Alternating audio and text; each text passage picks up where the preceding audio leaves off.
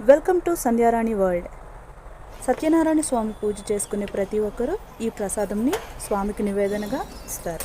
దీనికోసం stove on చేసి stove మీద ఒక మందపాటి గిన్నెను పెట్టి దానిలో ఒక గరిటెడు నెయ్యిని వేసి గుప్పెడు జీడిపప్పు, గుప్పెడు కిస్మిస్లను వేసి దోరగా వేయించి ఒక గిన్నెలోకి పక్కకు తీసుకోవాలి. ఇప్పుడు ఇదే తపాలాలో గోధుమ నూక ఒక పావు కేజీ తీసుకొని దానిని కొద్దిగా నెయ్యి వేసి బాగా దోరగా ఎర్రగా వేయించుకోవాలి.